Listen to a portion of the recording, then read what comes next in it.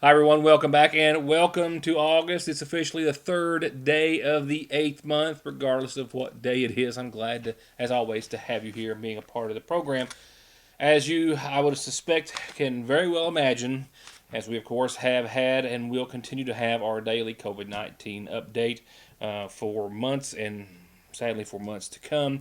Tonight, however, we will have an update on another bad weekend here in Magoffin County in regards to the continued high number of local cases. We have seen Magoffin County now go from one of the last few counties to see any cases.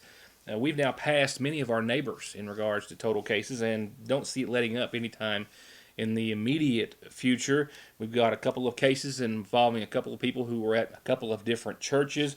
We've also got, according to statements from a public health director, evidence, he says, of one person, for example, infecting as many as 7 or 8 others since I saw you last. We'll have that update for you and his continued push to try to get everyone going in and out of any business store or the like to wear masks here in Magoffin County. So we'll have our state update as well. I've got a couple of auto accidents to report to you, and I'll get to those in just a few seconds. Weather-wise, the same system or scenario that has largely left the entire viewing area out of much of the scattered showers and storms, not all, but much, is also going to continue to do just that in the immediate future in our forecast. We're getting in on a lesser number of scattered showers and storms, as are a lot of folks in other parts of Kentucky.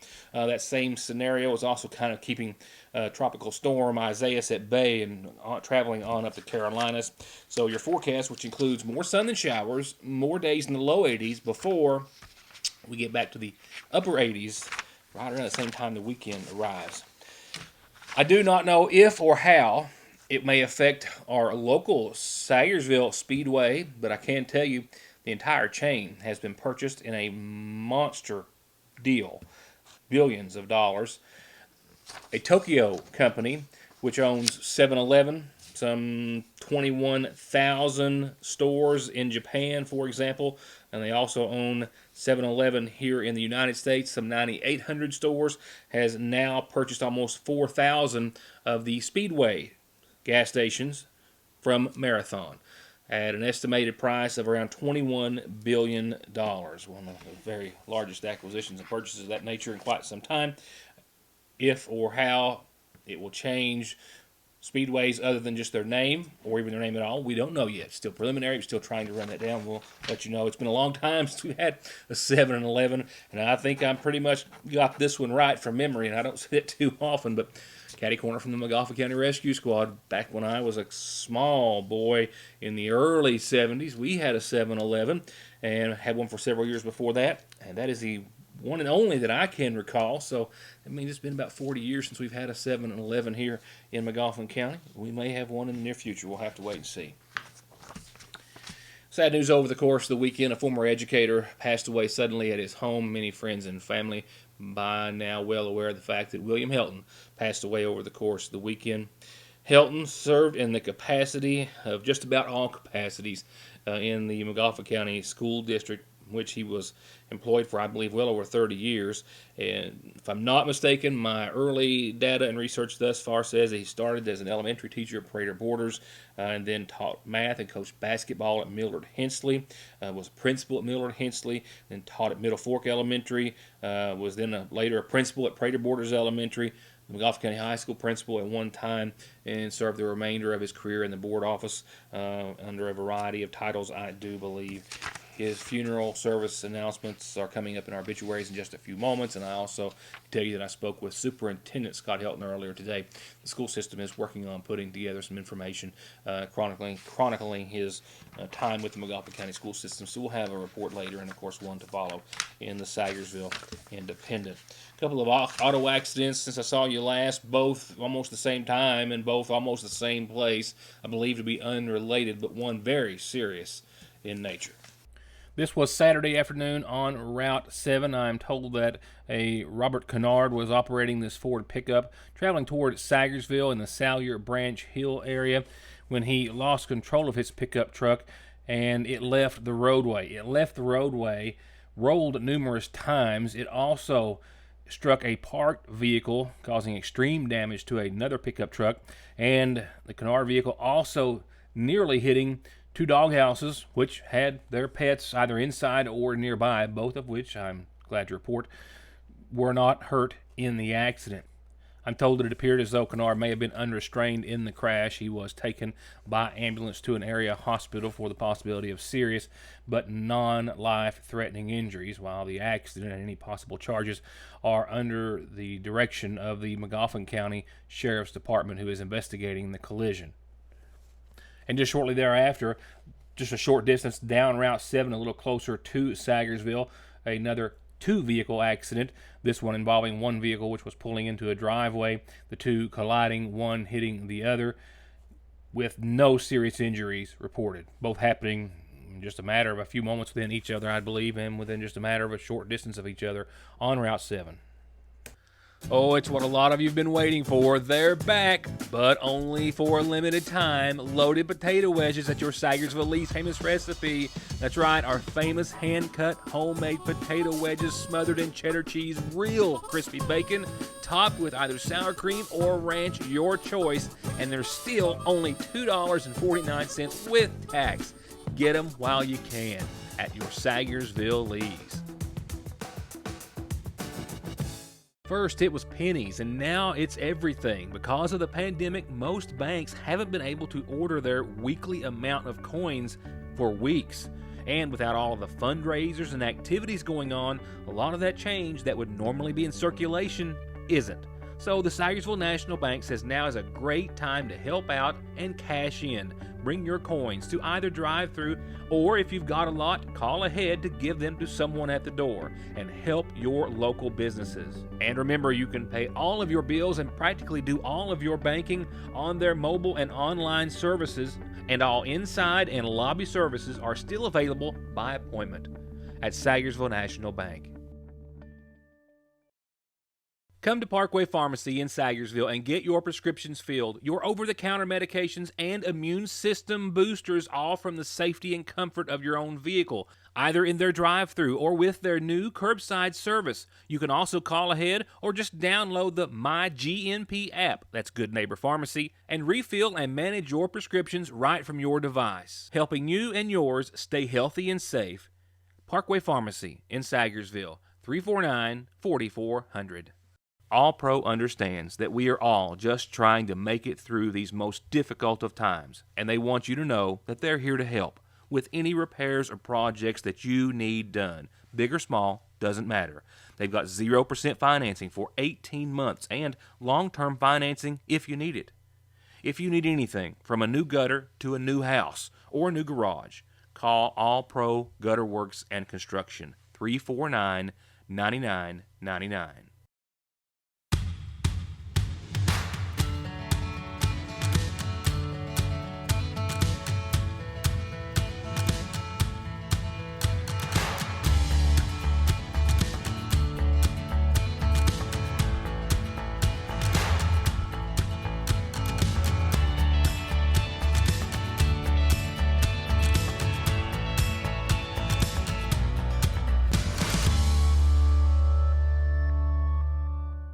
I'll have your local COVID update in just a few moments. We are continuing on the same path here in Magoffin County we were when I left you late last week. I'll have that information in just a few seconds. Right now, let's have our state update, where Governor Beshear on Saturday over the course of the weekend announced 572 new cases at that time, with a positivity rate of around 5.2%. There were also 5 deaths reported on Saturday, ages from 55 to 84. On Sunday, the governor announced 463 new cases of COVID-19 and also added 2 more Kentucky deaths to the list. There were also 11 cases involving children under the age of 5. 2 deaths involving a 56-year-old and a 70-year-old in Kentucky. And today he began his Monday address by declaring July certainly the toughest month we have had in the pandemic, and last week the toughest week we have had here in Kentucky during the pandemic.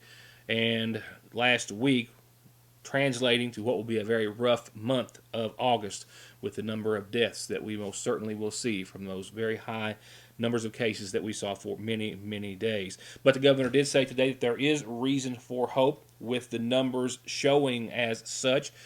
He believes as a result of the mask mandate, which was put in place on July the 10th, he says that we have gone from, as you're about to see briefly, early on in June, I believe, we had small increases, daily numbers going up 4%, then 21%, and then 48%, and then 52% of an increase. However, for the past few days, those numbers have leveled off. He says that since the week of July the 10th, the mask mandate has taken those large exponential jumps of 52% or so back down to a 4 to 5% daily increase. We have seen a significant de-escalation, a significant decrease in that growth level. Look at that, from 48% growth to 52% growth, all the way down to 4 and 5, which statistically, really close, but a significant reduction in where we would have otherwise been. So not only is that such a positive sign in what we've seen in growth, but today we have a pretty positive day in our update. Today we are reporting, I'm going to say only, if this were 4 weeks ago it wouldn't be an only, 323 new cases of COVID-19. That's 323 too many, but after having days in the 5s and the 600s, after having a Sunday that was higher than today, this is at least good news for today, and we'll see as we move through this week. Total number of tests that we have now done in Kentucky, 642,577. We have 612 Kentuckians hospitalized for COVID-19, 136 in the ICU, with over 8,335 recovered. Our positivity rate today, 5.18%. 5.18% is down significantly from even a little less than a week ago. It's a positive sign. I was just on a call with the White House, and while they use some different denominators, they are seeing their positivity rate for us go down as well. They are, like us, hopeful. We were thanked on the call for what they described as leaning in, taking the steps that were recommended, and they see in their modeling us moving in the right direction. Let's pray that's true, but let's have the resiliency and the will to make it true. New cases by county, these are ones in double digits. Jefferson 75, Fayette 30, Warren 24, Oldham 20, Madison 13, and Jessamine at 10. Today we have 12 new kids under 5 that have tested positive. Again, a very worrisome sign that's out there from all different counties: Clinton County, Magoffin County, Marion, Fayette, Jefferson, the youngest 2 this time, just 3 months old. So again, lots of different reasons to wear a mask. How about wearing a mask for those 2 3-month-old, or any of those children under 5? Today we're only reporting 2 new COVID-related deaths. That's a 75-year-old man from Floyd County and a 99-year-old man from Callaway County. Again, while we're moving in the right direction on cases, at least we believe, trend-wise we're going to have a tough month ahead in terms of Kentuckians we have lost, because any day that we have those big numbers of cases, with our mortality rate, we're going to lose Kentuckians. It's another good reason to prevent the spread to wear that mask. So to date, the governor says we here in Kentucky have 31,508 new cases and 744 deaths in all. You also heard him mention there Magoffin County having a case involving a child under the age of 5, also a death in Floyd County. I spoke with Pete Shepard prior to the interview that I'll air for you here in just a few moments, and coming up in the coming days we'll be talking about the ages of those here in Magoffin County, how they vary, and he'll have us some more data as they now have, well, certainly more than enough cases to analyze. I'll have his daily update, though, which has another day of multiple cases here in Magoffin County, following the like of that over the course of the weekend, in just a moment. Car accidents don't stop. Accidents at work don't stop.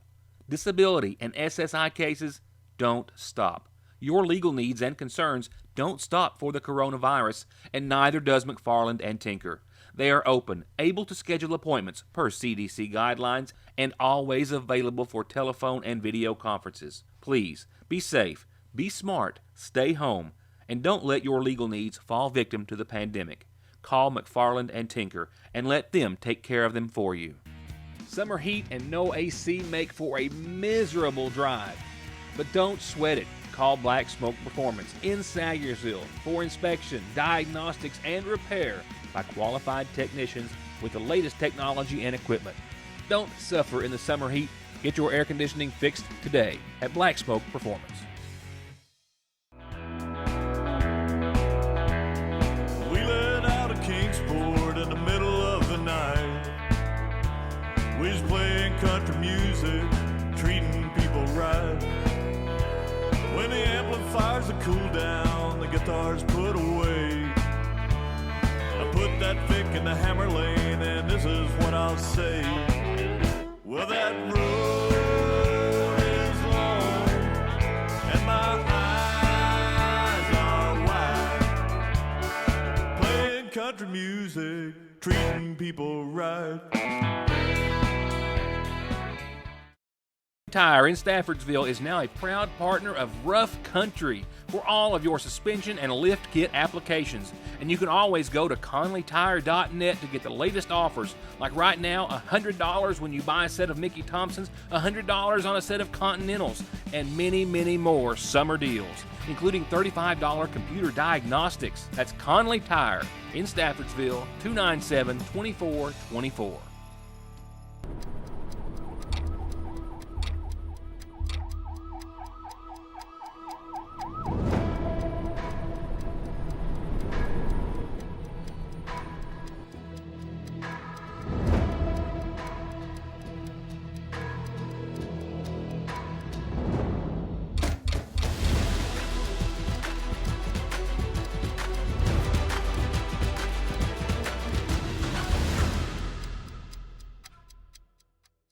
The seasonal shop is open, and they're still doing curbside pickup, so you can call and place orders, and they'll still bring them out to you.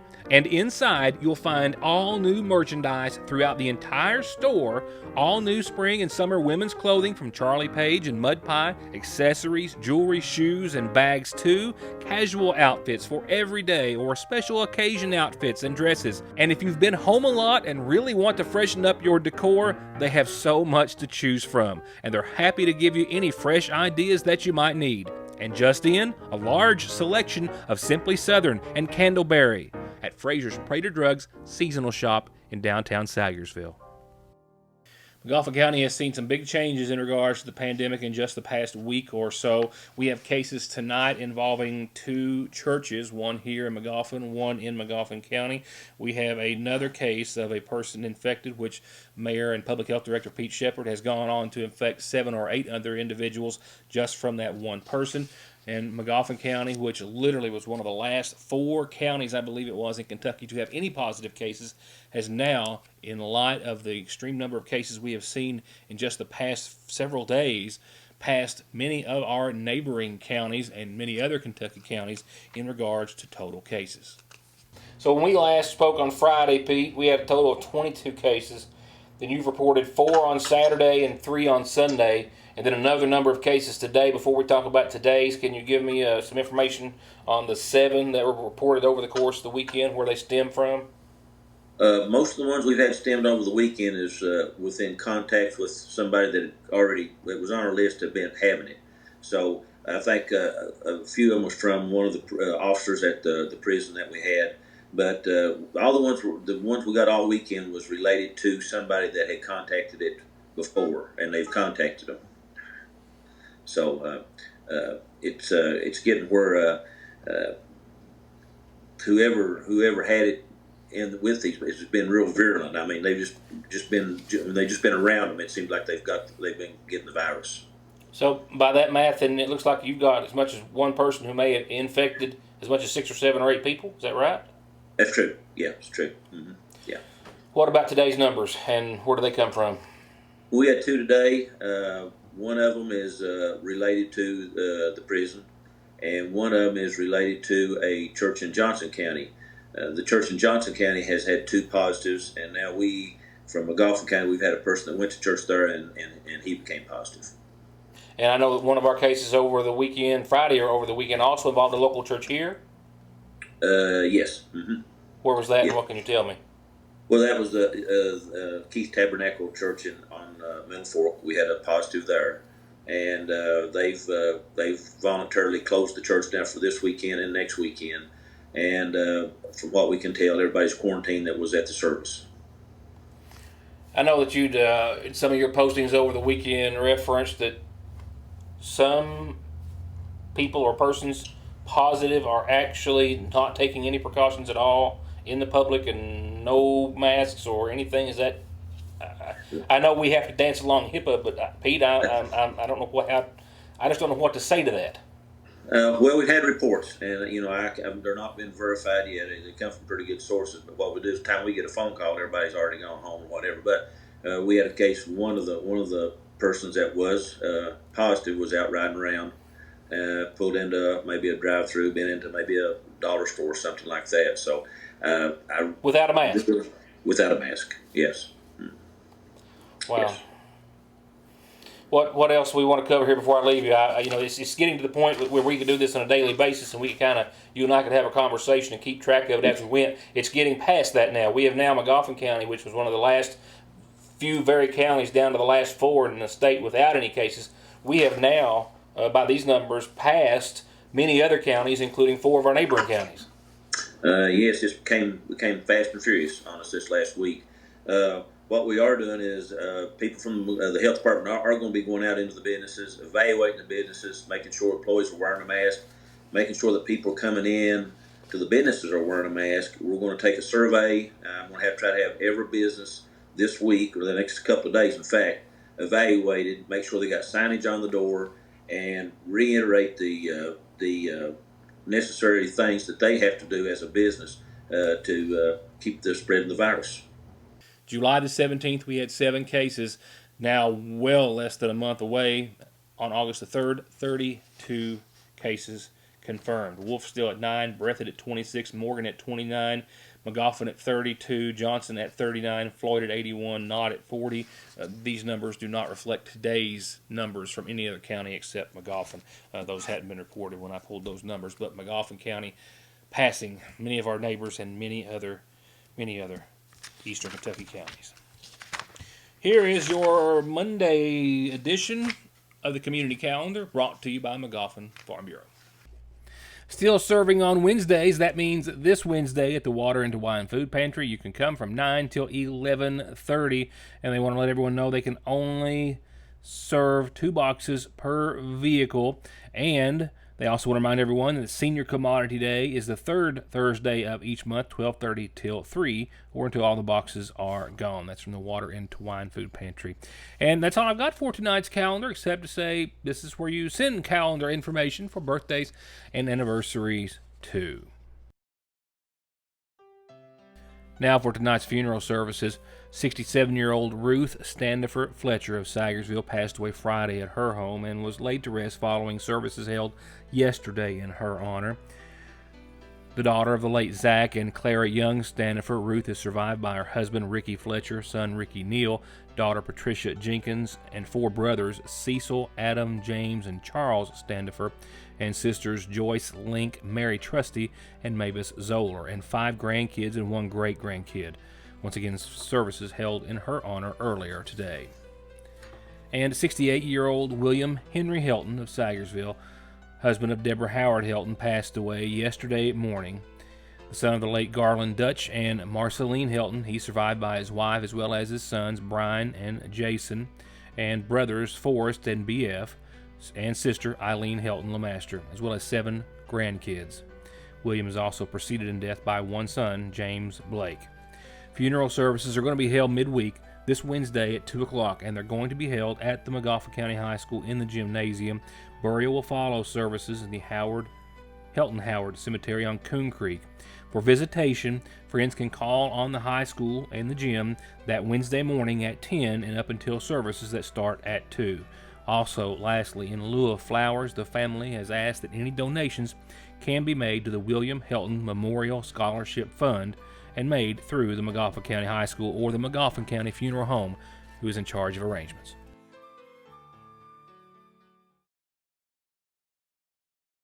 Well, today, weather-wise, was a good way to start off the work week, and I think we're going to kind of follow this same pattern for the next several days throughout much of your work week with a warmer weekend that lies ahead. Nothing happening out there, as you saw on the big screen behind me just a few moments ago, but we will see a 30% chance of some scattered showers and storms during the overnight. And that's going to just continue right on as well with a low of around 64 degrees. And tomorrow, we're going to hang on to that same or similar chance of showers and storms to the tune of about a 40% chance, I think, mainly afternoon tomorrow. But we'll see partly sunny skies another day like today in the low 80s. Another nice day, I think. You'll agree.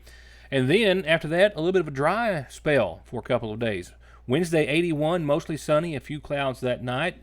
Perfect, in a lot of ways. Low of 61 Wednesday night. Thursday is the day that we start to creep up temperature-wise. Still into the low 80s at around 84 degrees, mostly sunny, still dry. 64 that night, mostly clear, and another really near picture perfect day in the neighborhood, in my opinion. 81 mostly sunny Wednesday and dry, and 84 mostly sunny and dry and clear and beautiful on your Thursday.